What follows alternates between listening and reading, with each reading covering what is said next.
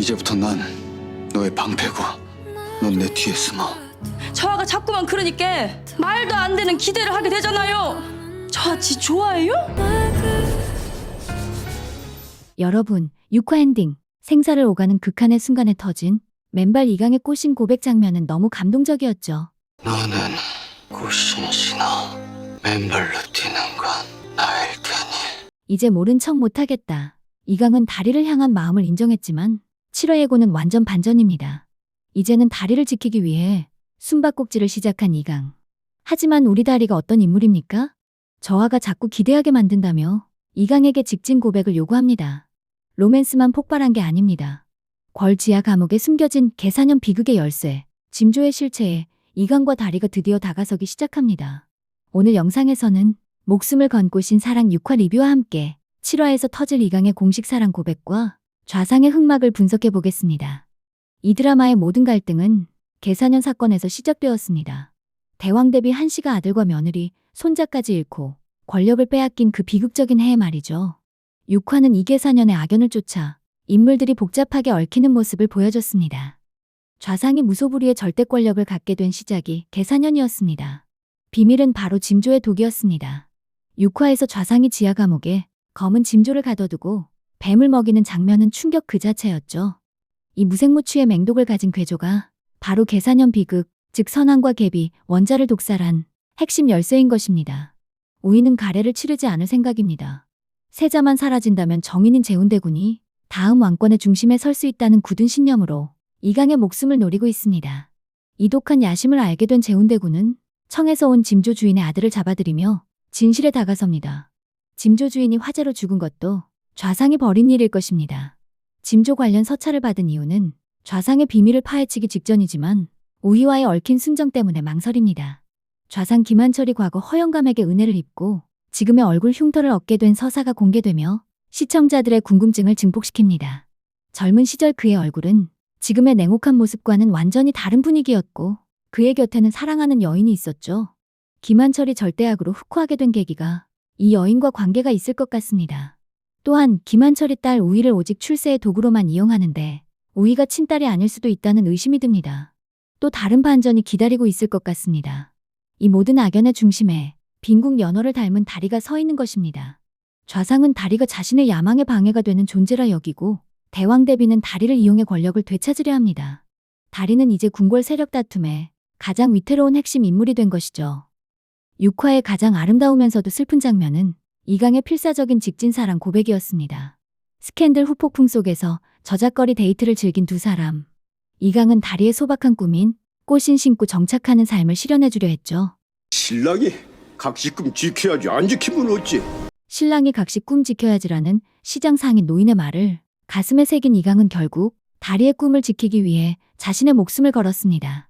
좌상의 사주를 받은 제조상궁에게 납치되어 불임약을 강요당할 때 이강은 무술로 궁녀들을 제압하고 불타는 꽃신을 지키기 위해 맨손으로 화롯불에 손을 넣어 꽃신을 품에 안고 탈출했습니다. 꽃신을 품에 안고 쓰러질 듯 동궁전으로 돌아온 이강. 그는 자신의 얼굴을 한다리에게 넌 꽃신 신어. 맨발로 뛰는 건 나일 테니 이젠 모른 척 못하겠다라고 고백합니다. 그리고 6화의 마지막 나레이션. 내 마음에는 달이 흐른다. 이강이 다리에 대한 마음을 완전히 자각하면서 월화노인이 지켜보던 인연화는 더욱 붉게 물들기 시작했습니다. 인연화는 본디 흰색인데 홍연으로 맺어진 사람들이 서로를 알아보면 붉게 만개합니다. 이강은 패비 연어를 닮았다는 이유로 다리를 멀리하려 했지만 다리의 고단한 삶을 몸소 겪으며 사랑을 확인하는 과정 속에서 다리를 향한 자신의 마음을 완전히 자각했습니다. 이로써 이강은 똑같은 여인을 두 번이나 사랑하게 되는 운명을 받아들인 것입니다. 다리 역시 이강을 향한 마음이 깊어지며 지독한 희생을 보여줬습니다. 남색 스캔들로 이강이 곤란해지자 스스로 관비가 되겠다고 자처했습니다.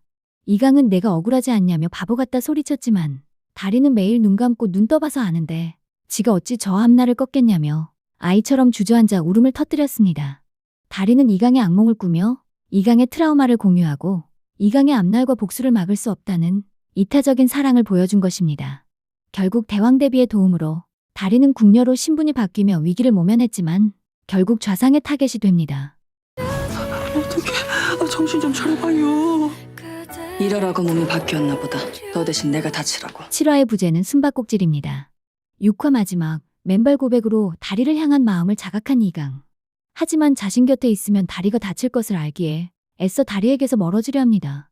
6화에서 이강이 불임약을 강요당하고 약기운에 취해 탈출할 때 철창 너머 기괴한 징조의 울음소리와 그림자를 스치듯 목격했습니다.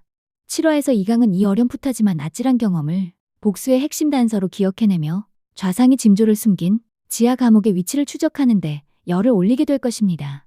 6화에서 재운대군은 청에서 온 서찰에 언급된 징조 주인의 아들과 극적으로 마주치고 세자에게 전하려 했지만 남색 스캔들 소문에 진원지가 우위라고 오해하고 모진 말을 뱉었던 미안함 때문에 기방 회의 자리를 아프다는 핑계로 취소했습니다. 이 외로운 두 사람의 순정은 이강과 다리의 연신만큼이나 깊어 보이죠. 이강은 이미 재운대군과 우위의 관계를 눈치채고 두 사람의 관계를 지켜주려 모른 척해주고 있는 상황입니다. 이강의 칼날은 좌상을 향하고 있고 그 칼날은 결국 우위의 신변을 위협할 수밖에 없습니다. 복수와 사랑 그리고 형제의 사이에서 재운대군이 앞으로 누구의 편을 들어줄지가 7화 이후 스토리의 큰 변수가 될 것입니다. 이제부터 난 너의 방패고 넌 내 뒤에 숨어.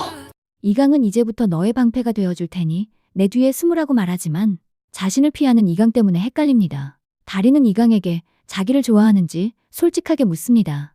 7화에서 이강의 공식적인 사랑 고백이 터질지 기대됩니다.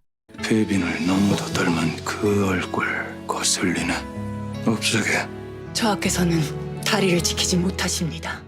한편 제조상궁이 다리를 제대로 처리하지 못하자 분노에 휩싸인 좌상 김한철이 이제는 직접 다리에 목숨을 겨누기로 마음먹습니다.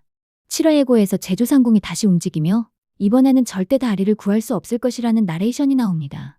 6화에서 제조상궁은 박다리가 허영감에 처족하라고 말했지만 좌상은 의심의 눈초리로 확인할 것이 있다며 제조상궁에게 뭔가를 지시하는 장면이 있었죠.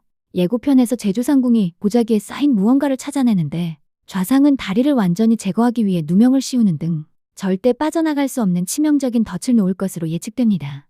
월화노인이 말했듯 인연화가 완전히 붉게 물들려면 홍연으로 맺어진 두 사람이 서로를 알아봐야 합니다. 현재 인연화는 이강의 사랑 자각으로 붉게 물들기 시작했지만 완전히 붉어지기 위해서는 이강의 다리가 연어림을 알았을 때 비로소 가능합니다. 물속 키스가 통하지 않았고 이제 감정적인 교감과 함께 마지막 조건이 필요해 보입니다. 이강과 다리의 피가 섞여야 한다는 것이 마지막 조건일 것이라고 예측해봅니다. 제작진이 몸이 바뀌고 찍은 분량이 반이라고 했죠. 목숨을 잃을 만큼 큰 위험에 닥치게 될 때 극적으로 영혼이 바뀌게 될 것입니다. 몸이 바뀐 상태로 좌상의 음모에 맞서기 시작한 두 사람. 과연 다리는 좌상으로부터 무사히 벗어날 수 있을까요? 놓칠 수 없는 이강에는 달이 흐른다. 금토 밤 9시 40분에 본방 사수해주세요. 오늘 영상이 재미있으셨다면 구독과 좋아요도 잊지 말고 꼭 부탁드립니다. 여러분이 예측하시는 몸을 되찾을 방법 댓글로 많이 남겨주세요. 저는 다음 리뷰와 예고 해설로 다시 찾아오겠습니다. 지금까지 드신이었습니다. 감사합니다.